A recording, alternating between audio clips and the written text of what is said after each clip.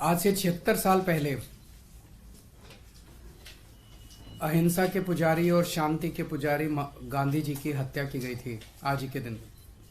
और आज 76 साल के बाद आज ही के दिन उन्होंने जनतंत्र की, लोकतंत्र की हत्या की है। एक तरह से लोकतंत्र के लिए आज काला दिन है। जिस तरह से इन्होंने गुंडागर्दी करके, सरेआम बेईमानी करके, और किस्मत से वो उनकी बेईमानी जो है वो वीडियो में कैप्चर हो गई। वो पूरा देश आज सोशल मीडिया के ऊपर और मीडिया के ऊपर देख रहा है कि किस तरह से इन्होंने वोटों की चोरी की है और इन्होंने ज़बरदस्ती चंडीगढ़ के अंदर अपना मेयर बनाया है। इशू ये नहीं है कि मेयर किसका बनना चाहिए। चुनाव है, चुनाव में हार जीत तो लगी रहती है। कभी वो जीतते हैं, कभी हम जीतते हैं।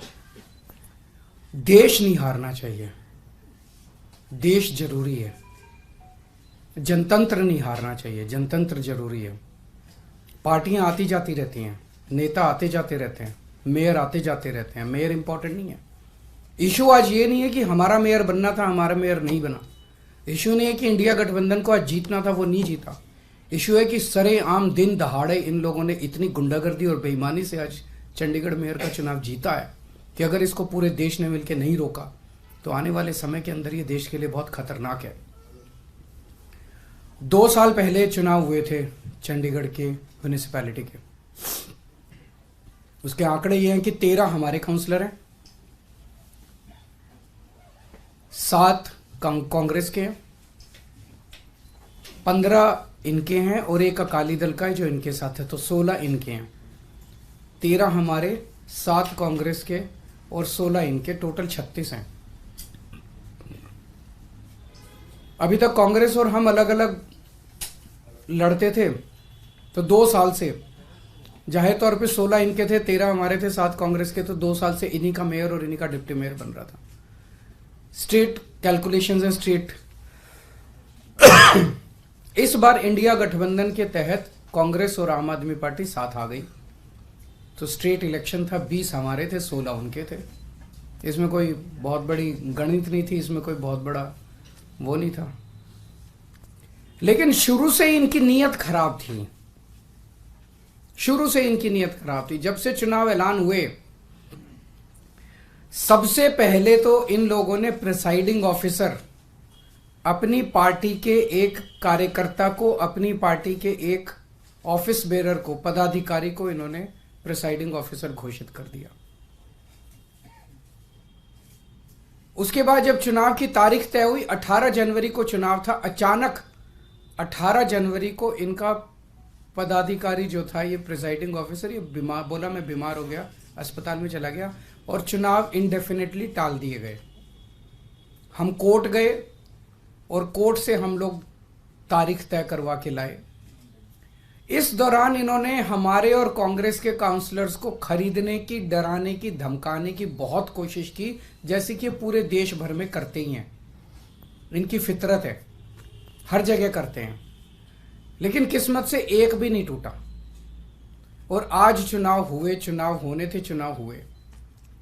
कोर्ट के डायरेक्शंस के बावजूद इन लोगों ने जो बदमाशी की, हम सब देखते हैं कि चुनाव तो हुआ आज, लेकिन जब चुनाव के वोटों की गिनती होती है, चाहे राज्य स्तर का चुनाव हो, चाहे देश का चुनाव हो, गिनती के वक्त मशीन का नंबर बताया जाता है, दिखाया जाता है। उसके बाद वोट जब उसको टोटल किया जाता है, मशीन का दिखाया जाता है, भाई किस पार्टी को कितने वोट मिले, सब कुछ दिखाया जाता है। और सारी पार्टियों के एजेंट बाकायदा अच्छे से देखते हैं।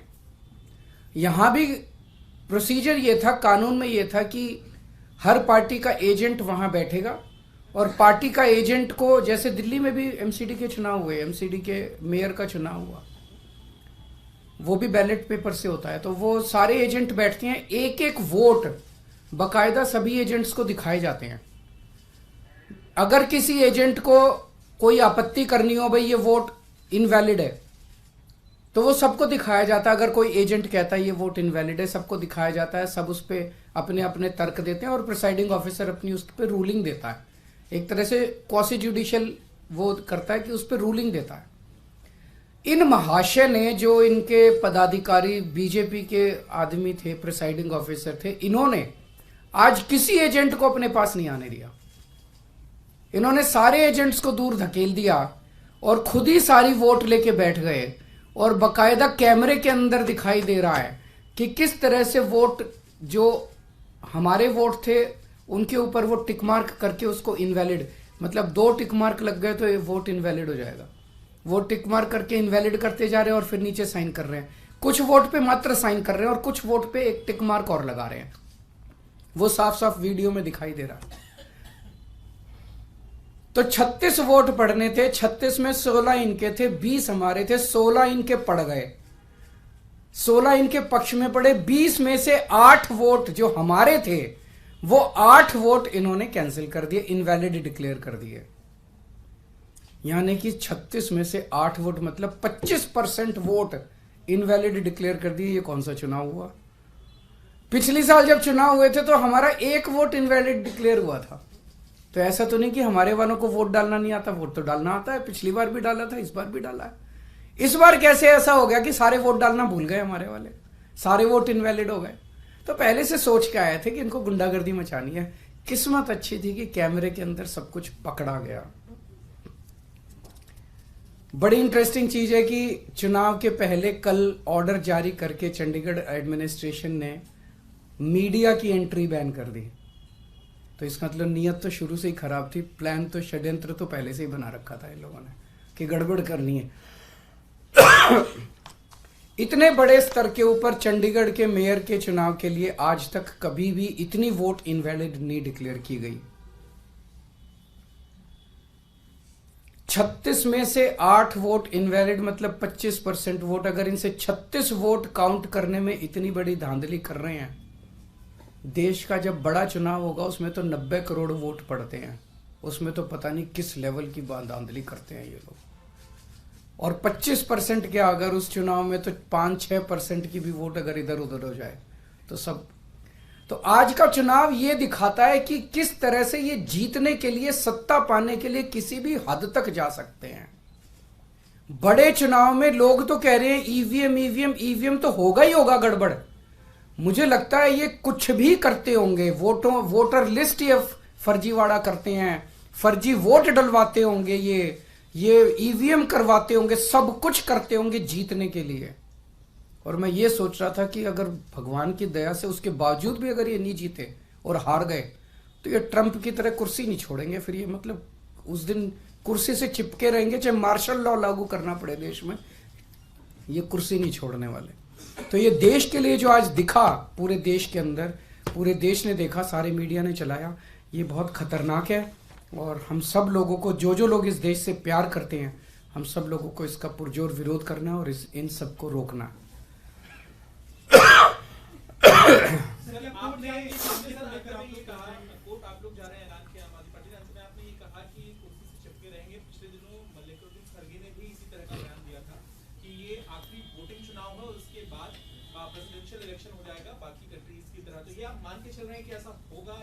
ये सारे जो आसार दिखाई दे रहे हैं ये इसी तरफ इंगित करते हैं कि बहुत बड़े स्केल के ऊपर कुछ तो गड़बड़ है।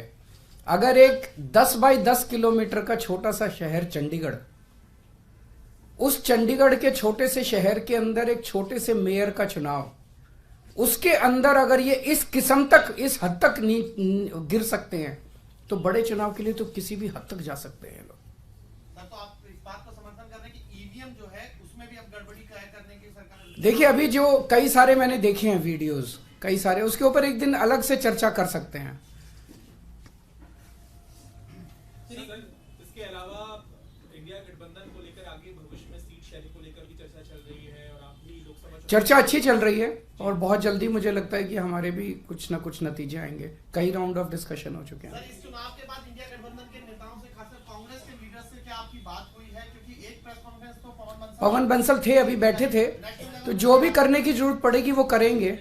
आज मेरा मकसद चंडीगढ़ का मेयर इंपॉर्टेंट नहीं है देश के लिए। चंडीगढ़ का मेयर आम आदमी पार्टी का बने, इसका बने, उसका बने, इंपॉर्टेंट नहीं है। पर इंपॉर्टेंट है जो लोग गुंडागर्दी करके चुनाव जीतेंगे वो गुंडागर्दी का ही प्रशासन लेके आएंगे, वो आपके शहर में गुंडागर्दी मचवाएंगे। जो ईमानदारी से वोट जीतेंगे, ईमानदारी से चुनाव लड़ेंगे, वो शासन में ईमानदारी लेके आएंगे। आज इन्होंने जिस तरह से सरेआम गुंडागर्दी, अरे वोट आपके वोट, जो वो अधिकारी है प्रिजाइडिंग ऑफिसर, उसके खिलाफ तो फोर्जरी का, फ्रॉड का, सेडिशन का मुकदमे चलने चाहिए, नॉन बिलेबल ऑफेंस है। उसने फ्रॉड करके सबके वोट बदल दिए उसने। ये कैसे परमिसिबल है? जनतंत्र तो सुप्रीम है, वोट तो एक तरह से बहुत सैक्रोसैंक्ट है किसी का भी वोट। आपने काउंसलर्स के वोट बदल दिए, काउंसलर्स के वोट पे टिक मार्क करते जा रहे हो और साइन करते जा रहे हो, टिक मार्क करते। ये क्या है? सरेआम गुंडागर्दी। ना वोट को मानते, ना किसी प्रोसेस को मानते, ना कानून को मानते, ना संविधान को मानते। सर, बिहार से लेके झारखंड तक जो ईडी कार्रवाई कर रही है और हेमंत सोरेन हो चाहे तेजस्वी यादव हो, इस पर एक प्रतिक्रिया आप दे दीजिए। क्या आपका कहना है कि ईडी इतने बड़े स्तर पे कार्रवाई क्यों कर रही है? मैं आपसे ही पूछना चाहता हूं कि क्यों कर रही है। एक इन्होंने माहौल ये बनाया पूरे देश के अंदर, अब राम मंदिर का वो उद्घाटन हो गया, राम मंदिर का, अब तो इतनी सीट आएंगी और इतनी सीट आएंगी। अगर इतनी सीट आ ही रही थी तो ईडी की क्या जरूरत थी? फिर ये सब नौटंकी करने की क्या जरूरत थी? इसका मतलब इतनी सीट नहीं आ रही है, इसका मतलब ईडी की भी जरूरत है, फर्जीवाड़े की भी जरूरत है, गुंडागर्दी करने की भी जरूरत है, तब सीट आएंगे इनकी। अगर अपने आप सीट आ रही होती तो क्यों करते ये इतना सारा? क्यों ईडी पीछे भेजते? क्यों नीतीश जी को तोड़ते? क्यों उधर एनसीपी तोड़ते? क्यों शिवसेना तोड़ते? क्यों सबके पीछे ईडी छोड़ते? ये इसलिए कर रहे हैं क्योंकि इनकी सीटें नहीं आ रही हैं। लोग इनसे परेशान हो चुके हैं, लोग फेडअप हो चुके हैं।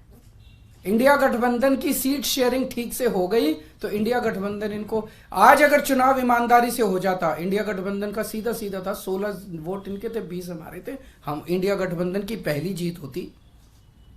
लेकिन ये तो इस तरह से गुंडागर्दी करके, बेईमानी करके चुनाव जीत रहे हैं। सीधा सीधा था। आज का चुनाव तो बड़ा सिंपल और स्ट्रेट था।